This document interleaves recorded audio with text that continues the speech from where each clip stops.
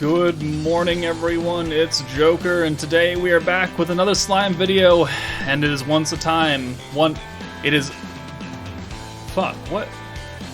Good morning, everyone. It's Joker, and today we're back with another slime video, and today we are here to once again make a tier list for the now complete Warrior's Mind meta.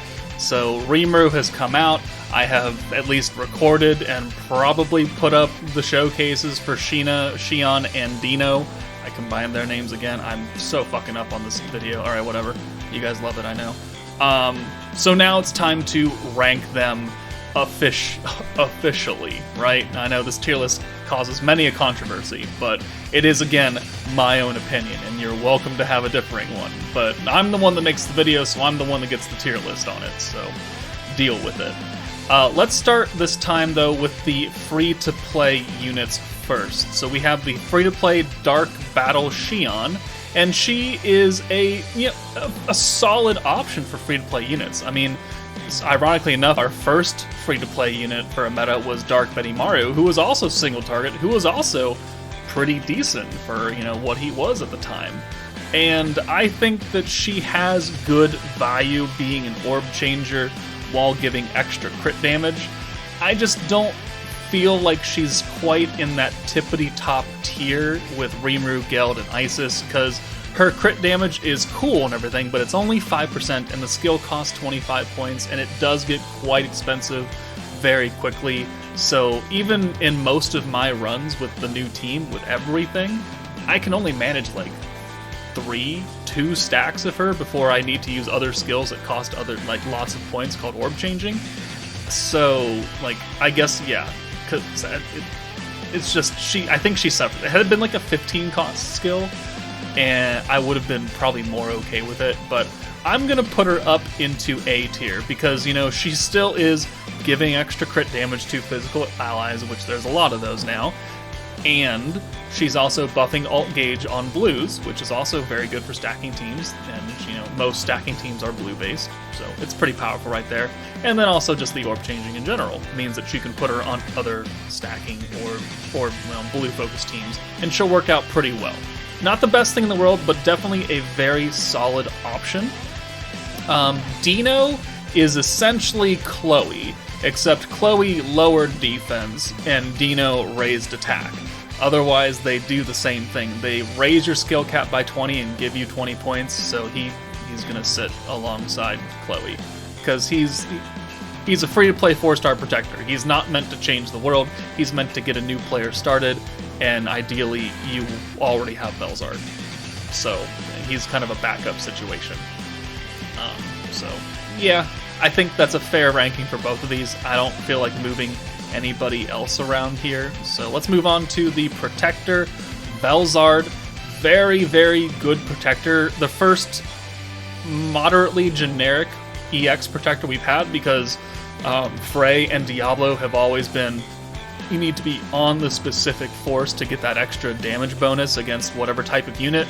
Belzard this time kind of goes around that and says, as long as you're a physical character, I don't care, you can do whatever you want, but we're going to lower your additional damage from 60% down to 50%, which, for opening it up to the entire physical, side of things and characters, 10% I will take. I would have taken 40%. Well, I would have taken another 20% reduction, so 40% normal damage while having all physical characters. So I really hope that the next meta is magic focused and allows all magic characters to do 50% extra damage instead of restricting it again to the specific force.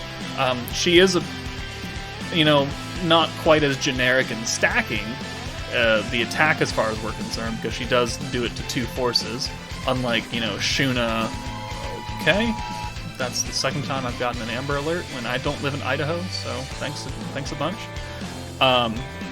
We're going to put her in S tier because of the physical allies' extra damage, because she is a good stacking protector, and the amount of units on her team is actually fairly large, and they're all very good. But alongside that, we're going to drop Guy down into A tier. Now, I don't mean this as like a huge slight against Guy, because I'm not calling him utter trash. I'm just saying that there are now better protectors than him, and other units that can do what he does. So he's still a solid option for pickup if you don't have Guy, but, you know, Frey is a thing, and we have all these stacking protectors. We have Veldora, who's green focused, we have Toa, so he's still good. I think he's better than Shizu, which I want to put Shizu like split in the middle right here. I'll leave her in A tier, but she is getting power crept out. Actually, you know what? I'm going to put her down into B tier now. She doesn't raise skill cap. Her pierce rate needs to be stacked with skill points. So, I mean, yeah, you can do it, but not raising skill cap and not giving extra things other than that is not very good. And her 10% ult damage, like, okay, whoop-de-doo. So, that's what we're doing for protectors right now. Really, like, I could see arguments for dropping Velzard into A tier because her stacking is limited, while, you know, Diablo and Shuna are both fairly generic. But I think that, you know, having the physical character damage buff is cool and good. So I'm going to leave her up in S tier, but I understand if someone doesn't really want her up there. I don't think there'll be too many of those people, but whatever. So now let's move on to the summonable battle units. So we have Guy, Valentine, Violet, and Rimuru. So let's get the two big elephants out of the way. Guy is godly tier, right? Guy is everything that Water Shuna is, but for the other side of orbs, and more. Because, you know, Shuna is doing the blue to, or orange to blue orb changing.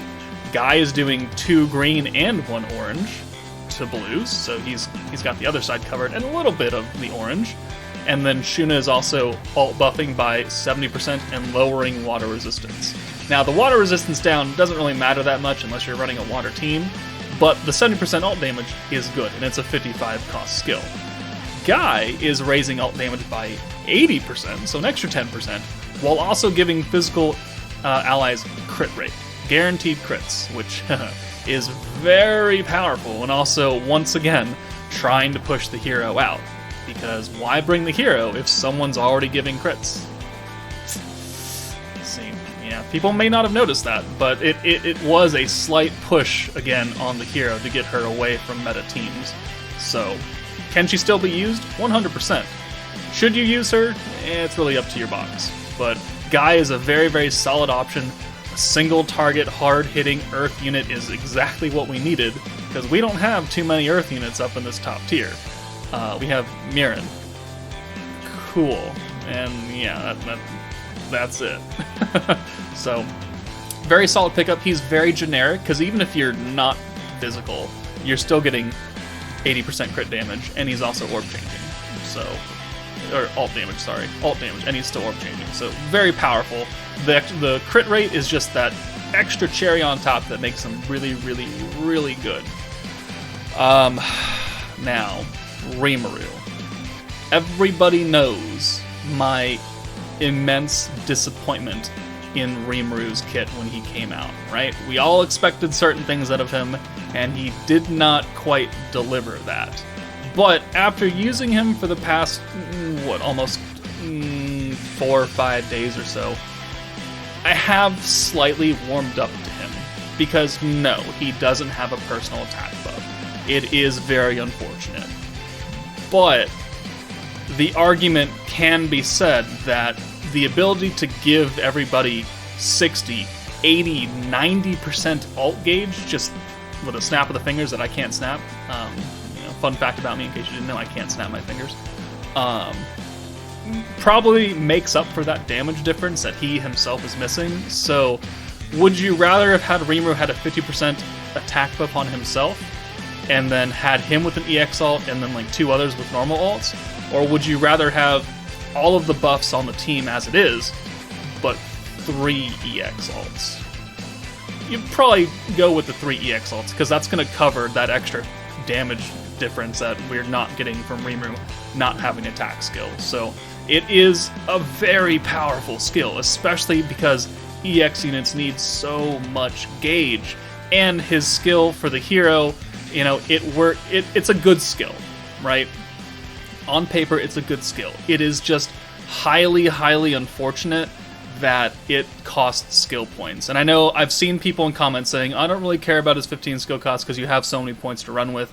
I'm still going to argue that there have been many, many times where I have been screwed out of having enough points to do what I need on the nuke because I had to use his skill twice, and it cost more than what it would have done with the hero, and I was like 3 points shy, 5 points shy, and that's because Rimuru's skill starts out at a higher cost than what it probably should have. So I'm going to argue that point. You can have your own opinion, but I still would have liked that to be 0, because it just would have made things even easier. It would have made him probably even better than, you know, he ends up really being. He is also a very powerful single target Earth unit, which again, Earth units needed it. So I'm going, you know, contrary to whatever I've said about him, I am going to put him up in the godly tier, right? There's a lot of blue-focused teams, right? So he can work with that orb swap ability. His alt buff actually is good for Earth and space units. Just Earth and space units, though. So you know what? Actually, I'm gonna put him down in S tier. I just remembered that about his kit. On his own team, he's very, very, very, very powerful. Out of his team, he's only going to buff the little amount of good Earth units, of which there's Mirin, and then there's EX Mirin, which I actually don't have ranked in here. So I'll make a cut and I'll come back and I'll add her. But space, like there's these two down here we'll get to. Not many other people need the extra 100% alt gauge. You just run it because they don't need it. I don't know. So, yeah.